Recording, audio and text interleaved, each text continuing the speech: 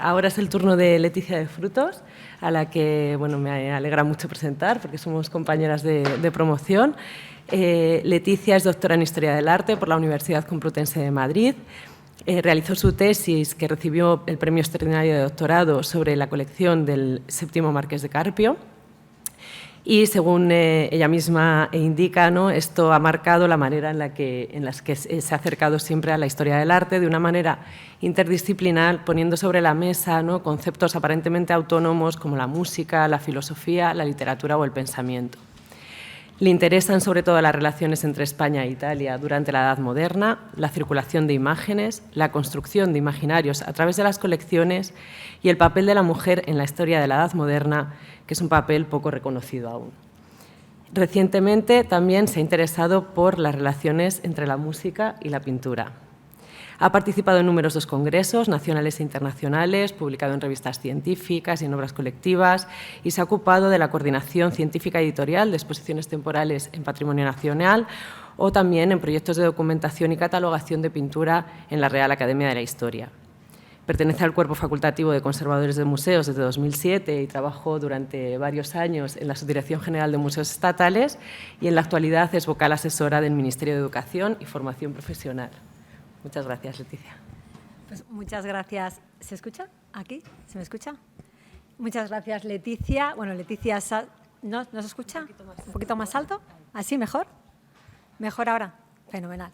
Bueno, quiero dar las gracias a mi tocaya, Leticia Sastre, que doblemente tocaya, por la presentación, a Andrés Gutiérrez por haberme invitado, perseguido también, como ha dicho, para convencerme de participar dentro de este ciclo de conferencias. Él sabe que tengo el ADN, aunque estoy en educación, tengo un ADN de cultura y no puedo renunciar y decir que no. Encantada, para mí es además un reto tener que hablar después de mi gran maestra Estrella de Diego.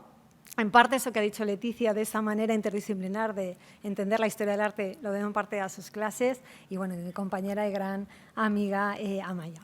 Yo lo que voy a hablar ahora está en parte, me encanta además, según las escuchaba a ellas, porque voy a enlazar parte de los mensajes que ellas han empezado a transmitir.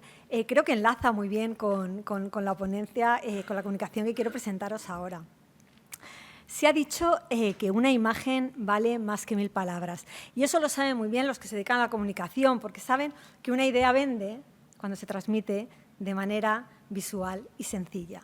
Este es un ejemplo. Yo ahora mismo os pongo esta imagen y rápidamente no tiene ningún mensaje de texto, ningún escrito, pero rápidamente lo identificáis, ¿no?, con el Think Different de Apple. O lo mismo, You Can't Do It de Nike. Evidentemente que una imagen valga más que 1000 palabras no quiere decir que sea muda. Y de hecho no lo son. Y precisamente por esa capacidad gravitatoria que tienen las imágenes de concentrar significados, pueden llegar a acumular incluso más que 1000 palabras. Es eso que Aristóteles llamó el aire semántico que definía al hombre, su oralidad. Aristóteles decía, el hombre es un animal que habla, es decir, es un animal que se diferencia del resto porque tiene ese aliento, ese aire semántico que nos permite identificar, conocer la realidad y, por lo tanto, designarla, denominarla con unas determinadas palabras que nos están, en definitiva, demostrando y dando esa capacidad de ser y estar en el mundo y en la realidad que vivimos.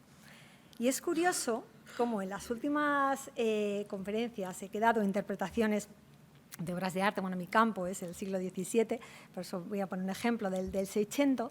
Es curioso cómo en esas conferencias siempre intentaba un poco como reivindicar esa capacidad pura, inocente, de poder enfrentarnos a la obra de arte, ¿no? Es como intentar que las imágenes hablen y se expresen por sí mismas.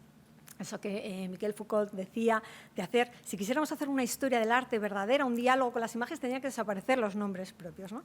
Entonces, un poco siempre intentaba reivindicar esa idea de qué pasa si prescindimos de todo lo que nos han contado y nos ponemos delante de un cuadro, ¿no?, delante de una obra. ¿Qué es lo que nos transmite? Como si fuéramos un niño. Sin embargo, me di cuenta de que, evidentemente, como hemos visto el ejemplo, esto es imposible, ¿no? Realmente, gracias a todo ese aire semántico, ese corpus de significados que va enriqueciendo las imágenes. En definitiva, estamos y somos de una determinada manera y en un determinado mundo.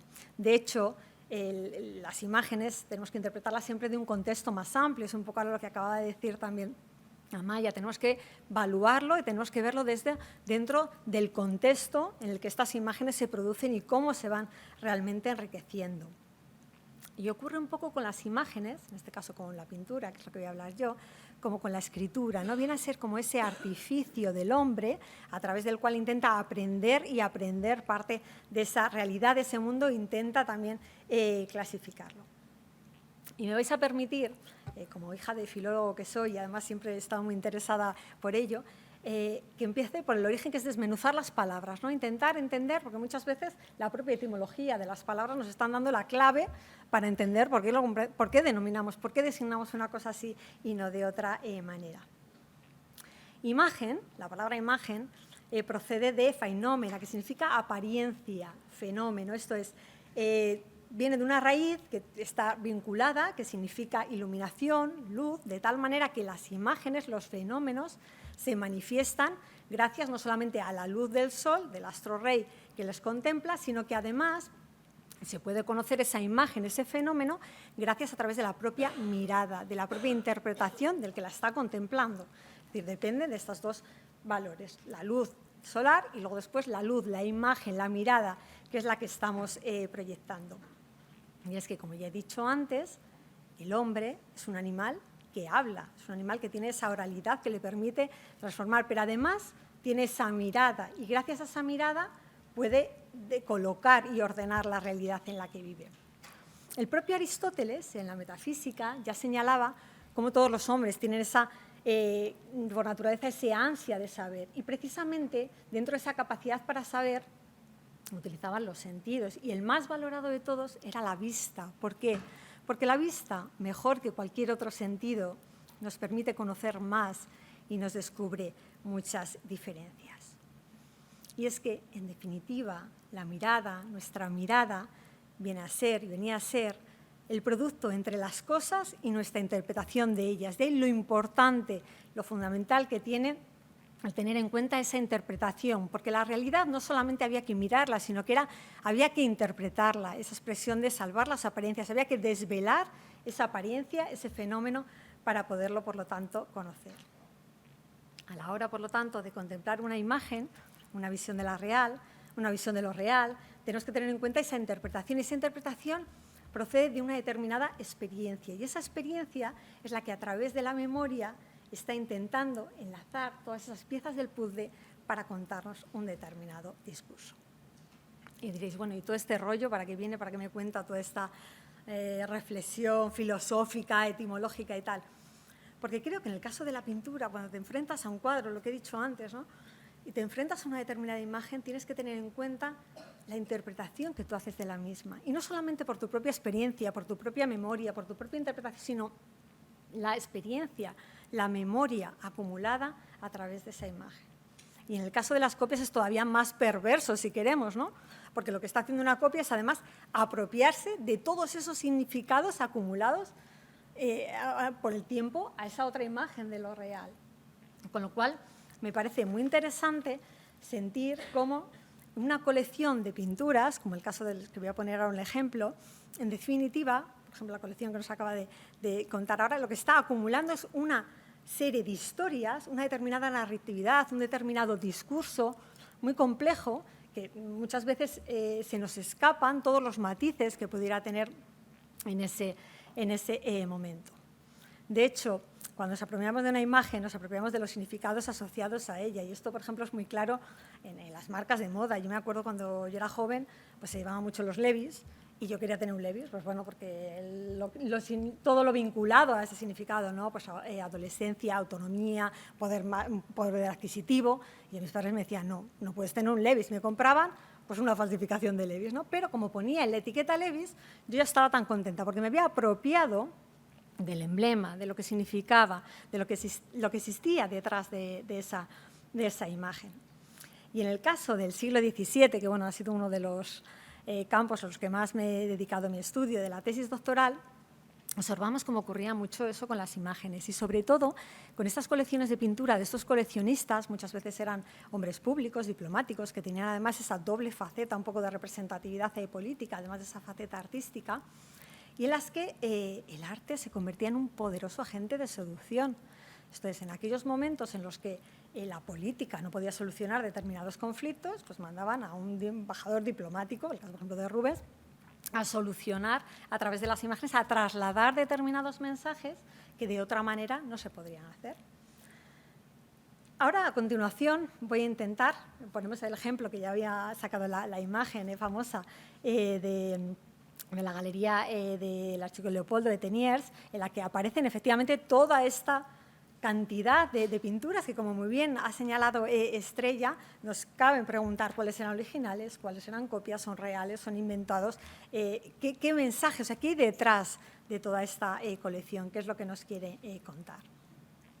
Algo similar ocurre y ocurrió cuando estudié la colección de este hombre, don Gaspar Aro y Guzmán, el 7º marqués del Carpio, al que dediqué la tesis doctoral, y que llegó a acumular una colección de más de 3.000 pinturas.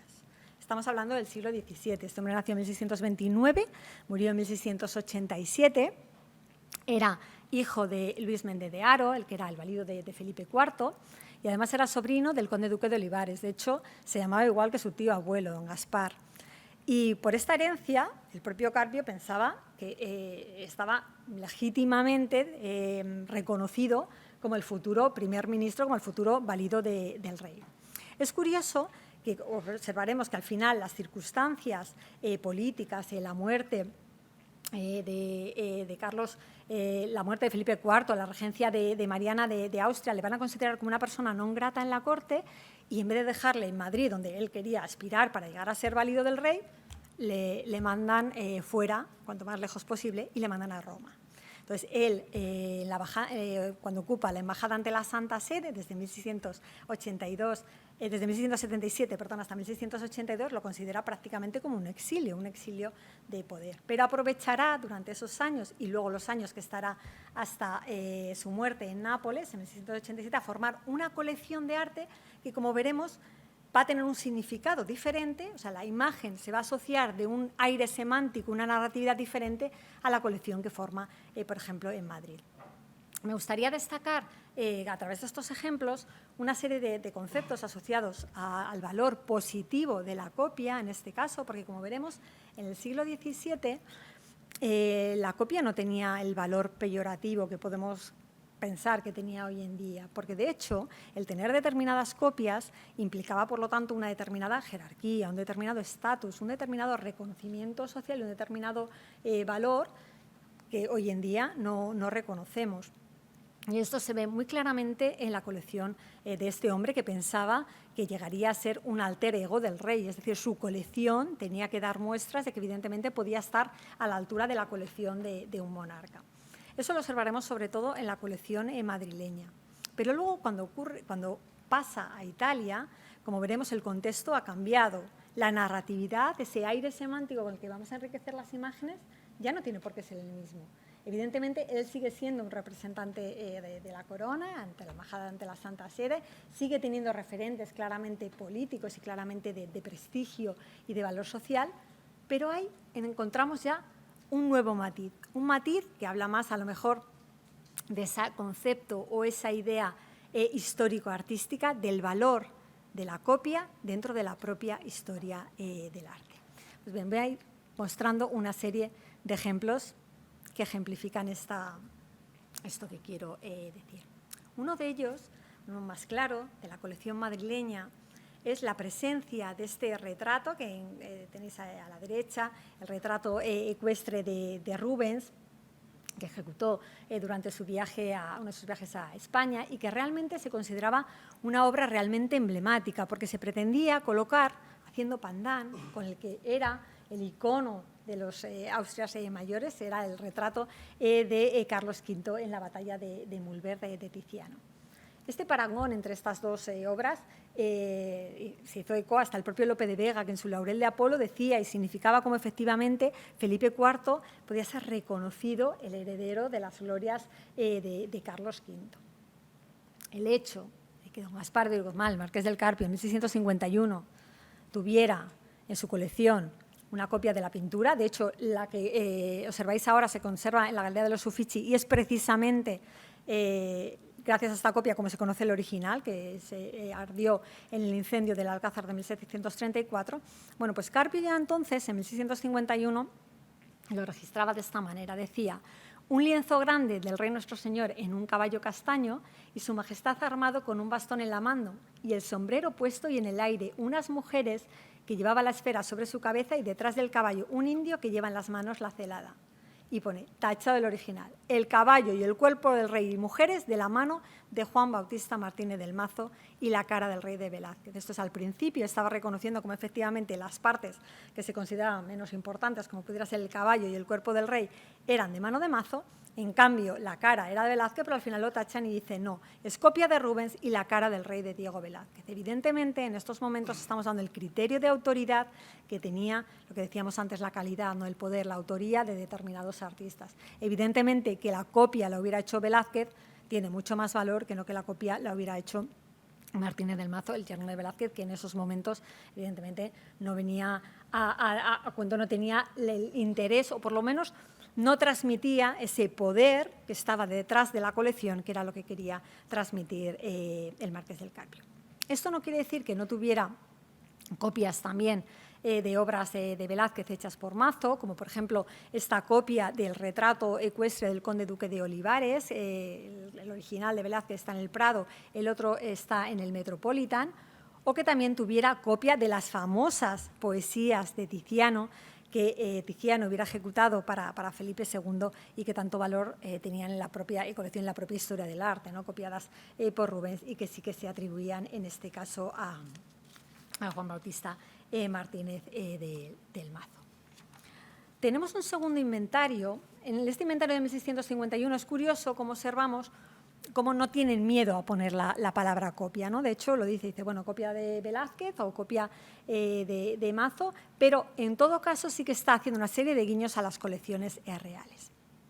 ¿Qué ocurre? En 1677 es cuando consideran que Carpio es un candidato molesto en la corte para el ascenso de don Juan José de Austria, etcétera, y dicen, bueno, pues hay que sacarle fuera de la escena y le vamos a mandar a Roma. Y en 1677, cuando él ya había ocupado determinados puestos de bastante poder o protagonismo dentro de la corte madrileña, de hecho, bueno, era el responsable de organizar todos los saraos y todas las fiestas que se hacían en el Buen Retiro. Bueno, pues en 1677 deciden que debe de marchar a Roma. En esa fecha se inventaría, hace de nuevo un inventario de la colección que ha formado en Madrid, y observamos cómo ese inventario de esta residencia, que es la residencia del Jardín de San Joaquín, que se encuentra donde está ahora el Palacio de Liria, aproximadamente, bueno, pues ahí en esa residencia vuelven a hacer el inventario. Es curioso ver cómo Carpio en esos momentos, a pesar de que no iba a ocupar ese puesto, como digo, de valido, de primer ministro del rey, se ha preocupado muy mucho de tener determinadas prerrogativas o determinados iconos o determinadas imágenes que estaban vinculadas solamente al rey, tenerlos, apropiarse de ellas. Es el caso, por ejemplo, de decorar al fresco, con pintura mural, parte de las paredes de sus propias residencias, algo que era absolutamente privativo casi de los monarcas. De hecho, les costó muchísimo traer a Mitel y Colonna, después a Lucas Giordano, porque realmente los pintores españoles pues, no saben pintar al fresco, no saben la pintura mural. Bueno, pues Carpio consiguió tener esa, por así decirlo, esa prerrogativa, que era ese aire semántico de esas imágenes asociadas al rey, las consiguió tener asociadas a su propia imagen, a su propia persona. También, por ejemplo, el colgar los quadri reportati. Carpio es el dueño de la famosa Venus del Espejo de Velázquez de la National Gallery de Londres, y la tenía colocada en la galería del Jardín de San Joaquín, en el techo, como esos quadri reportati, es decir, esos cuadros encastrados, junto con otros retratos, otras pinturas femeninas de desnudo. Pues bien, en esta colección de 1677 ya no se menciona tanto la palabra copia, pero sí se hacen numerosos guiños a la colección real. Es decir, es una colección, soy un hombre que no ocupo este puesto de primer ministro, pero evidentemente mi imagen, o sea, todo el discurso que tengo yo detrás está claramente vinculado y asociado a las colecciones reales. En ese inventario de 1677 encontramos, por ejemplo, un lavatorio de Tintoretto.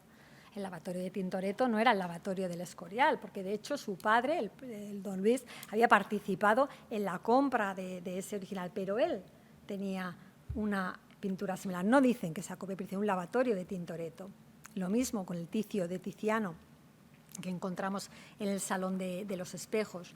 Y curiosamente, siguiendo una narratividad, un mensaje muy parecido al que se hacía con el inventario del Alcázar, va a tener una serie de retratos reales. En el inventario del Alcázar se inventariaban en la torre del Alcázar normalmente se ponían los retratos reales, muchos de ellos eran los retratos de Velázquez o siguiendo modelos velazqueños. Bueno, pues ahí, del mismo modo, en la torre, en la torrecilla del Jardín de San Joaquín, vinculando esa imagen de poder a un determinado espacio, porque eso creo que es otro también de los mensajes que tenemos que tener en cuenta o de las variables que tenemos que tener en cuenta a la hora de interpretar una colección en su conjunto, es dónde estaban colocados, ¿no? Hasta el propio espacio físico en el que se dispone, en el que se proyectan esas imágenes y la mirada a la que están destinados nos permite tener una interpretación u otra de esa galería de imágenes y de pinturas. Pues bien, como digo, en la torrecilla se inventariaban numerosos retratos reales. Algunos de ellos, en concreto, está identificado y es este retrato de la infanta Marita Teresa, que es copia del conservado en el Kunsthistorischen Museum de Viena, de este original de Velázquez y que se conserva en la Casa de Alba. Evidentemente no vamos a entrar aquí a juzgar de los motivos que hay para decir si son copias originales y tal.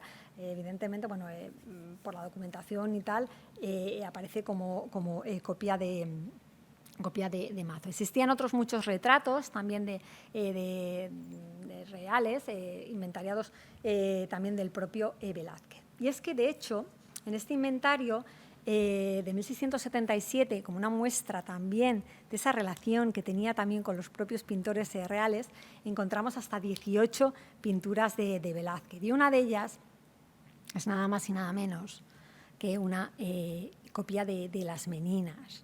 El hecho de que en estos momentos un coleccionista del siglo XVII tuviera en su propia colección privada una copia de las Meninas, diciendo además que era de Velázquez, evidentemente estaba transmitiendo varios mensajes. Por una parte, que tenía ese acceso a la colección real y además que tenía acceso al pintor del rey. Es verdad que sí que tenía un acceso directo al pintor del rey, en parte porque él era alcalde del Buen Retiro y Velázquez en estos momentos era aposentador de palacio. Por lo tanto, a veces sí que tenían incluso algunas riñas de jerarquías a la hora de poder determinar cuál era la preeminencia o el protocolo de sus majestades en estos acontecimientos y en estos saraos.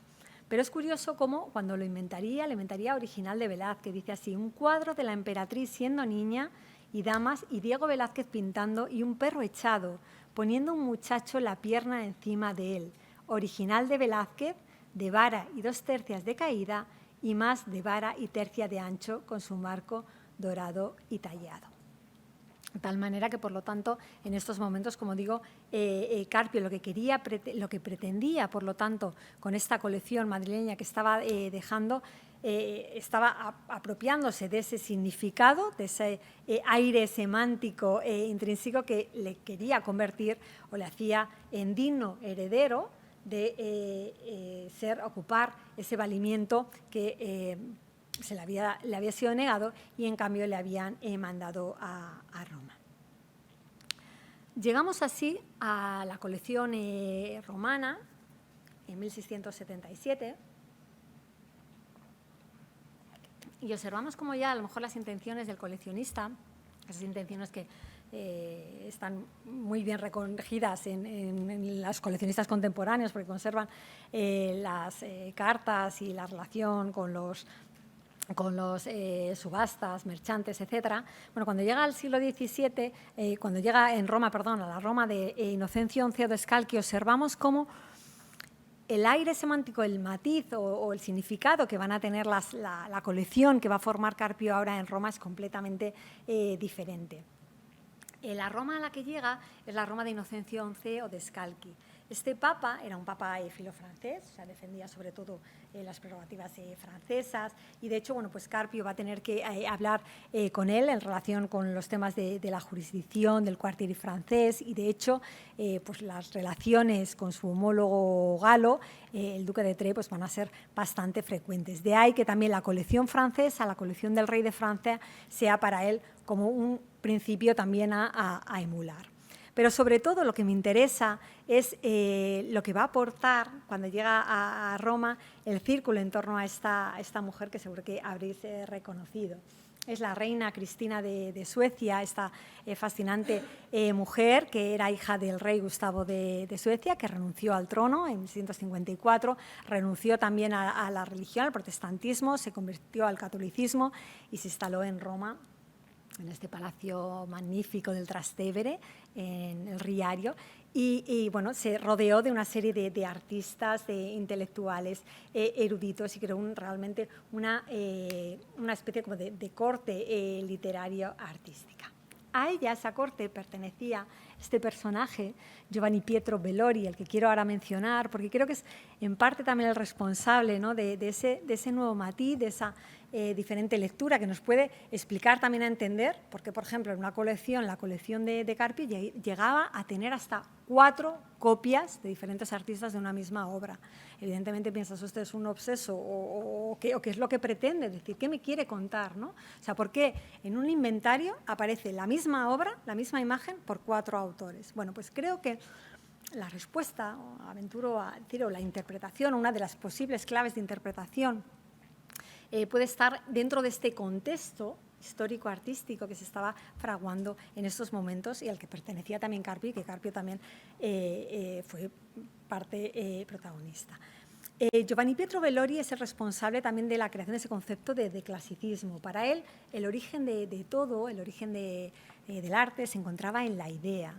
La idea es esa concepción que tenía el propio artista, en el que, gracias al estudio de la naturaleza, lo que hacía era seleccionar las partes que consideraba que eran más bellas, porque evidentemente la naturaleza era incapaz de crear la belleza por sí misma de una manera global. Entonces el artista, a través de ese proceso intelectual, seleccionaba las partes más bellas y conseguía representar esa belleza. Es lo mismo que había hecho Zeusis cuando le mandan pintar a Helena, y lo que hace es reunir a las mujeres más bellas de Crotona y selecciona de cada una la parte que considera mejor para poder hacer este retrato ideal. Algo así habían hecho los artistas. Los artistas lo que tenían que hacer era estudiar, por lo tanto, la huella de los anteriores maestros, porque gracias a ello podrían llegar a seleccionar lo mejor de cada uno de ellos y alcanzar, por lo tanto, ese ideal de clasicismo. Y Bellori intenta hacer una historia belloriana un poco de la pintura, en el que señala determinados hitos que son los mejores artistas, pues Rafael, Carracci, Albani, etcétera, y son estos puntales los que permiten, por lo tanto, conocer esa historia del arte. Es decir, se plantea esa idea, esa historicidad de la historia del arte, y se reconoce, por lo tanto, esa deuda de los anteriores artistas en la obra de otros. Esto nos podrá explicar, o podremos interpretar, por lo tanto, por qué el hecho de que, como les he comentado, Carpio tenga determinadas, de una misma obra, determinadas varias copias de la misma, o incluso, como veremos en un ejemplo, cómo señala como un artista, a pesar de que la ha copiado, la ha mejorado porque ha aportado algo además. Es un poco lo que decíamos antes, ¿no? Hasta qué punto las copias tienen algo de original o son realmente falsos.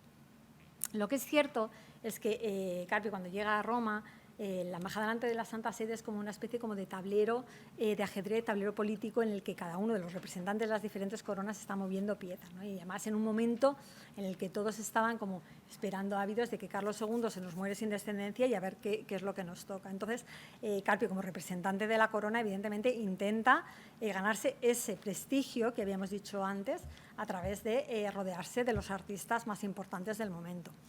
Uno de ellos, evidentemente, es Bernini, pero Bernini, cuando llega Carpio a Roma, ya es un octogenario, o sea, está a punto de morirse. Bueno, pues Carpio, aún así, lo que consigue, y sobre todo lo importante de esta operación, por así decirlo, es lo que hace con la inscripción, lo que consigue es encargar una copia de la Fontana de Piazza Navona en bronce y pórfido al propio Bernini.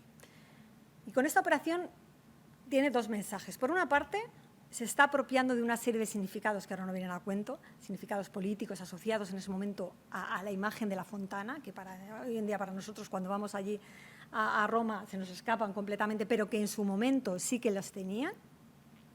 Por una parte, se está apropiando de esos mensajes políticos. Por otro lado, además, está dotando todavía de una mayor importancia porque los materiales en los que lo encarga son de piedras duras, de pórfido y de bronce, muy difíciles de trabajar, pero todavía da un paso más y es que además se apropia de la propia dirección de la obra diciendo que además tiene más importancia porque es una de las últimas obras que el gran Bernini va a ejecutar. Dice, según pone en la propia inscripción, cerró con este póstumo parto la fecundidad inmensa de su mente. Esto es, me he apropiado no solamente de la simbología que tenía entonces la Fontana, que como digo a nosotros se nos escapa, pero que entonces así que puede ser reconocida, pero sobre todo, además he conseguido que este gran artista sea lo último que ejecute. Está documentado, he podido documentar y es cierto que Bernini no dirigió las obras, que al final fue su discípulo Philip Shore el que tuvo que hacerlo, pero en cualquier caso lo que queda muy claro es que Carpio está vinculando esa imagen a este propio mensaje, a este propio aire semántico. Ocurre algo parecido también en otro ejemplo, ya señalado como uno de los referentes, iba a ser también la colección francesa, la colección del rey de Francia. Carpio inventaría también una copia del famoso esponsalicio de los matrimonios místicos de Santa Caterina de Correggio, que señala que tenía el rey de Francia. Es decir, por una parte, ya señala ese criterio de autoridad de que tengo una copia que solamente tiene una obra que tiene el rey de Francia, y además señala que está copiada por Parmigianino. Y no solamente tiene valor por la belleza que tiene el propio original, sino que además Parmigianino ha conseguido aumentar algo más. Dice, in certe particolare le contribuye el Parmigianino que non poté disimulare el propio carácter. Es decir, también tiene la copia, como copia, tiene además un valor, además de que tiene el original, porque lo enriquece de una determinada manera artística. Con todo, aunque en estos momentos las copias no tenían ese valor, como yo digo, peyorativo, evidentemente entre tener una copia porque estuviera en una colección del rey o de quien fuera, o tener un original, evidentemente era mejor tener el original, aunque es cierto, en todas estas valoraciones, inventarios y tasaciones de pinturas del siglo XVII encontramos como muchas veces algunas copias, dependiendo del origen de la pintura o incluso del autor de la copia, pueden tener incluso más valor que el propio original. Un ejemplo muy claro de toda esa difusión de imágenes y de esa avidez por poder conseguir los originales y la existencia de copias y también de fraudes y de falsos es un capítulo que pude documentar dentro de las colecciones del Marqués del Carpio y que es la compra de pinturas en Venecia. En estos momentos, el siglo XVII, en Venecia, pues era una ciudad, era un hervidero de coleccionistas, porque realmente, bueno, todos los coleccionistas de Europa querían tener pinturas de Tiziano, de Tintoretto y de Veronés. Está claro que el que tenía un Tiziano, Tintoretto y Veronés no lo iba a vender y si lo vendía era por un precio realmente alto. Y además, ¿qué había ocurrido? Que la generación de artistas siguientes a los grandes, a Tiziano, Tintoretto, Veronés, no les había quedado más remedio, tanto era el éxito que habían tenido los grandes maestros, que dedicarse un poco a la copia y al estudio y hacer obras a la manera de Tiziano, a la manera de Tintoretto y a la manera de Veronés. Estos pintores, lo que ocurría además que de tanto copiar, se convertían en perfectos falsificadores de pinturas. Al final conseguían reproducir el estilo de cada uno de los grandes maestros. Y de manera bastante perversa, y es que se puede documentar, y un poco salvando las distancias, a luego lo que ocurre en la correspondencia posterior a la que he mencionado a Amaya, sí que en esa correspondencia de pintura se observa, por lo tanto, cómo existían también esos fraudes, ¿no? Cómo estos pintores periti de arte, que llamaban sensali, acababan al final asesorando a estos coleccionistas que iban a la laguna y les acaban vendiendo como originales obras de las que ellos mismos habían sido los propios artífices de la propia copia, un poco como estaba comentando antes con los artistas que ha mencionado Amaia. Un ejemplo lo tenemos en esta maravillosa Dana de Correggio.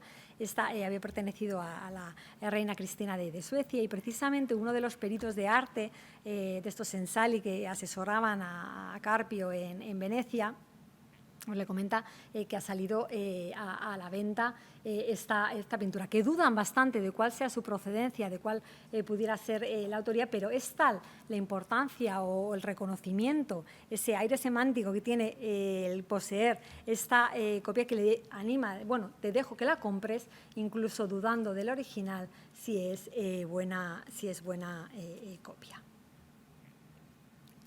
Lo importante, en definitiva, era, como he intentado comentar al principio, era conseguir construir un determinado discurso, una determinada narratividad vinculada a esa determinada colección, a esas determinadas galerías de pinturas que iba construyendo Carpi. Sobre todo, se nota cuando adquiere determinadas obras, sobre todo aquellas que considera que tienen mayor valía, hace lo posible para que realmente esa imagen, ese icono, por así decirlo, quede vinculada a su propia persona. Y es el caso, por ejemplo, de esta preciosa Madonna del Latte, que se encuentra en Budapest, de Correggio, que le costó bastante comprarla a Muzio Orsini en 1682, y considera que es una obra tan maravillosa que le ha costado tanto adquirir que posteriormente pedirá a Teresa del Po que la grabe y que en esa inscripción que viene debajo deje claro cómo era realmente, cómo esa imagen está vinculada a su propia persona, cómo el autor era Correggio y cómo por ello le había pedido entallar al aguafuerte a Teresa del Po. Es precisamente de esta pintura de la que Carpio llegó a tener hasta 4 copias en sus propios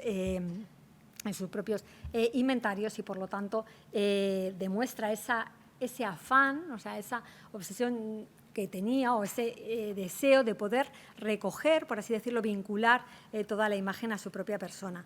No podemos interpretar, sería osado decir, bueno, es que realmente estaba obsesionado por recabar todas las copias que existían para poderlas vincular y solamente tenerlas él, o realmente que es el mensaje que quería trasladar. Pero evidentemente se quería apropiar de ese significado. Y algo parecido hizo cuando mandó también grabar esta cabeza de la Madalena de Tiziano y también vincularla a su propia figura.